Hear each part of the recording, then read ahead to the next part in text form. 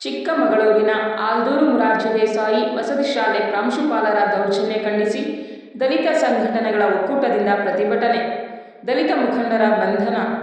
ಚಿಕ್ಕಮಗಳೂರು ಮೇ 17ರಂದು ತಾಲೂಕಿನ ಆಲ್ದೂರು ಮೊರಾರ್ಜಿ ದೇಸಾಯಿ ವಸತಿ ಶಾಲೆಯ ಪ್ರಾಂಶುಪಾಲರಾದ ಮಧುಸೂದನ್ ಅವರ ದೌರ್ಜನ್ಯದ ವಿರುದ್ಧ ದಲಿತ ಸಂಘಟನೆಗಳ ಒಕ್ಕೂಟವು ಜಿಲ್ಲಾ ಪಂಚಾಯತ್ ಎದುರು ಬೃಹತ್ ಪ್ರತಿಭಟನೆ ನಡೆಸಿತು.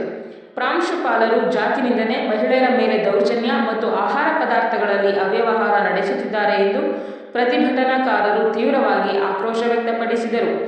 ಜಿಲ್ಲಾ ಉಸ್ತುವಾರಿ ಸಚಿವರ ಅಧ್ಯಕ್ಷತೆಯಲ್ಲಿ ಜಿಲ್ಲಾ ಪಂಚಾಯಿತಿಯಲ್ಲಿ ಪ್ರಗತಿ ಪರಿಶೀಲನಾ ಸಭೆ ನಡೆಯುತ್ತಿದ್ದ ಸಂದರ್ಭದಲ್ಲಿಯೇ ದಲಿತ ಸಂಘಟನೆಗಳ ಮುಖಂಡರು ತಮ್ಮ ಬೇಡಿಕೆಗಳನ್ನು ಈಡೇರಿಸುವಂತೆ ಆಗ್ರಹಿಸಿ ಧರಣಿ ನಡೆಸಲು ಮುಂದಾದರು. ಆದರೆ ಪೊಲೀಸರು ಪ್ರತಿಭಟನೆಗೆ ಅವಕಾಶ ನಿರಾಕರಿಸಿದರು ಮತ್ತು ಪ್ರತಿಭಟನಾ ನಿರತರನ್ನು ಮನವೊಲಿಸಲು ಪ್ರಯತ್ನಿಸಿದರು.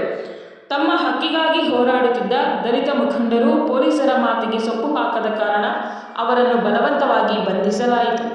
ಬಂಧಿತ ಮುಖಂಡರಲ್ಲಿ ದಲಿತ ಸಂಘಟನೆಗಳ ಒಕ್ಕೂಟದ ಪ್ರಮುಖರಾದ ಮರ್ಲೆ ಅಣ್ಣಯ್ಯ, ಲಕ್ಯ ಸಂತೋಷ್, ಪೂರ್ಣೇಶ್, ದಂಟರಮಕ್ಕಿ ಶ್ರೀನಿವಾಸ್ ಮತ್ತು ಮಂಜಯ್ಯ ಸೇರಿದಂತೆ ಹಲವರಿದ್ದರು.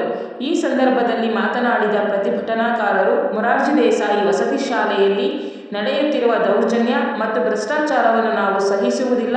ಪ್ರಾಂಶುಪಾಲ ಮಧುಸೂದನ್ ಅವರು ಕೂಡಲೇ ತಮ್ಮ ಸ್ಥಾನಕ್ಕೆ ರಾಜೀನಾಮೆ ನೀಡಬೇಕು ಮತ್ತು ಅವರ ವಿರುದ್ಧ ಕಾನೂನು ಕ್ರಮ ಕೈಗೊಳ್ಳಬೇಕು ಎಂದು ಒತ್ತಾಯಿಸಿದರು.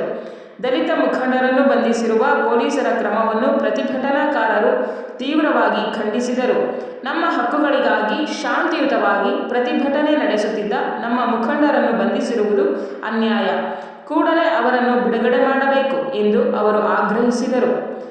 ಘಟನೆಯ ಕುರಿತು ಜಿಲ್ಲಾಡಳಿತ ಮತ್ತು ಪೊಲೀಸ್ ಇಲಾಖೆ ಯಾವ ಕ್ರಮ ಕೈಗೊಳ್ಳಲಿದೆ ಎಂಬುದನ್ನು ಕಾದು ನೋಡಬೇಕಿದೆ. ವರದಿ ಜೈ ಭೀಮ್ ನ್ಯೂಸ್, ಚಿಕ್ಕಮಗಳೂರು.